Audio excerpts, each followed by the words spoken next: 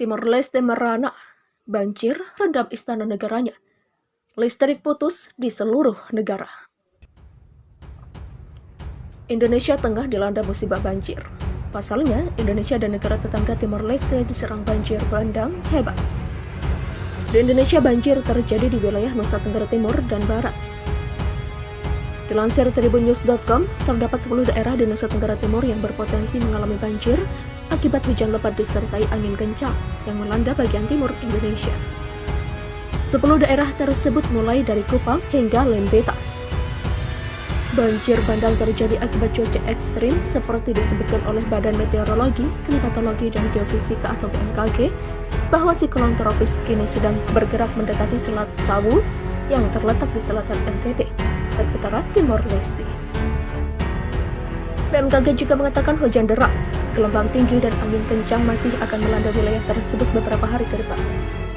Angin siklon tropis Saroja dilaporkan The Guardian telah membunuh setidaknya 97 orang dan lusinan lainnya menghilang. Ribuan warga melarikan diri ke tempat evakuasi, kemudian upaya penyelamatan dilanjutkan Senin kemarin dengan tim SAR menggali di antara lumpur-lumpur dan puing-puing mencari korban dan menggunakan perahu karet untuk membawa jasad yang tersapu ke laut. Pekerjaan itu terganggu oleh mati listrik, jalan terblokir, lokasi yang tidak bisa dijangkau, dan cuaca buruk. Setidaknya 70 warga telah meninggal di beberapa pulau di Provinsi NTB dan NTT. Sementara 70 lainnya tidak ditemukan, menurut Badan Nasional Penanggulangan Bencana atau BNPB. Totalnya 30.000 penduduk di Indonesia telah terdampak banjir. Sementara itu di Timor Leste setidaknya 27 warga kehilangan nyawa, kebanyakan di ibu kota Dili, sementara 7.000 lainnya dipaksa melarikan diri dari rumah, ujar pejabat. Raditya Jati, juru bicara BNPB Indonesia, mengatakan 4 kecamatan dan 7 desa terkena dampak. Setelah dilakukan verifikasi data dengan tim kami di lapangan, ditemukan korban tewas sebanyak 41 orang. Sebanyak 27 orang masih hilang dan 9 orang luka-luka. Gambar dari Lemanele menunjukkan rumah-rumah yang tertelap.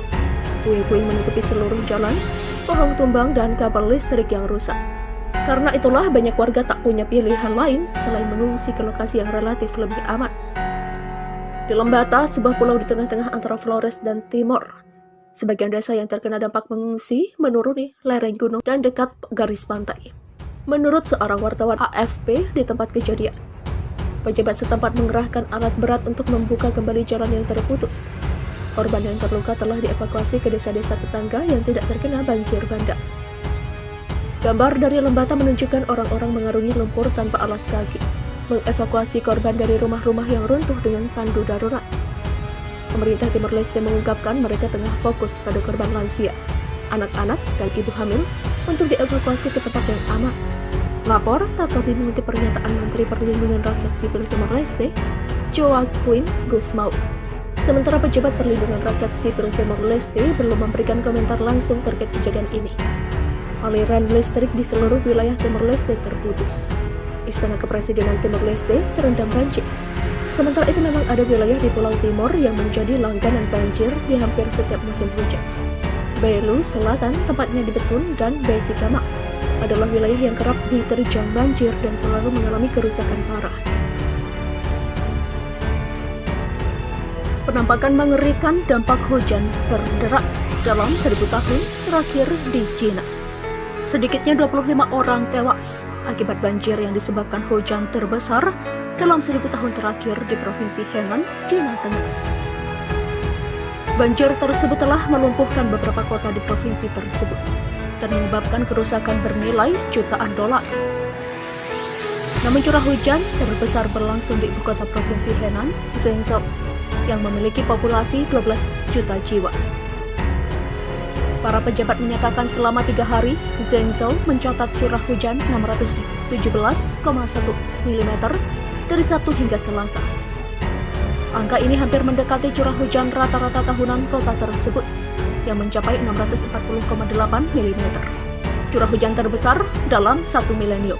Hampir sebagian besar wilayah Henan terendam banjir pada hari Rabu ketika pihak berwenang mengevakuasi sekitar 200.000 orang ke zona aman. Sementara itu, hujan diperkirakan akan terus turun di seluruh wilayah Henan selama 3 hari ke depan.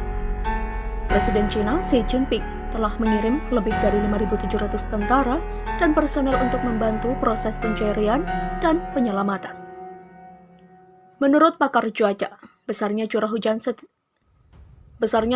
selama 3 hari itu merupakan yang terbesar di China dalam 1 milenium terakhir ini. Banjir melumpuhkan seluruh provinsi. Hujan deras selama 3 hari dengan cepat mengubah jalan-jalan menjadi sungai yang kadang-kadang tingginya mencapai leher orang dewasa. Banjir tersebut memaksa layanan kereta bawah tanah di seluruh provinsi berhenti total. Jalan raya ditutup dan penerbangan dibatalkan. Sebagian besar pelajar di Zhengzhou terjebak di sekolah sejak Selasa. Mereka tidak dapat pulang ke rumah atau dijemput oleh orang tua. Sedikitnya 12 orang tewas dan 5 lainnya terluka ketika kereta bawah tanah kebanjiran pada hari Selasa. Banjir telah menjebak para penumpang di dalam gerbong saat ketinggian air naik. Dalam video yang beredar di media sosial, tampak para komuter terendam banjir hingga setinggi leher di dalam gerbong.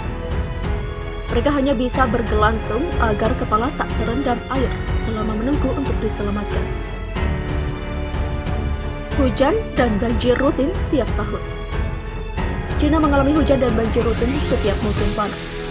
Namun setiap tahun resikonya makin membahayakan akibat banyaknya warga yang pindah untuk mencari penghidupan yang lebih baik di kota. Provinsi Henan terletak di lembah Sungai Kuning yang dialiri beberapa sungai besar yang rawan banjir. Zhengzhou sendiri terletak di tepi Sungai Kuning yang merupakan sungai paling panjang kedua di China.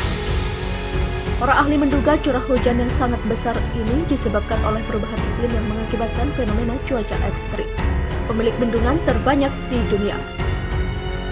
Sementara banjir besar di Henan diduga akibat bendungan-bendungan yang sudah berusia tua.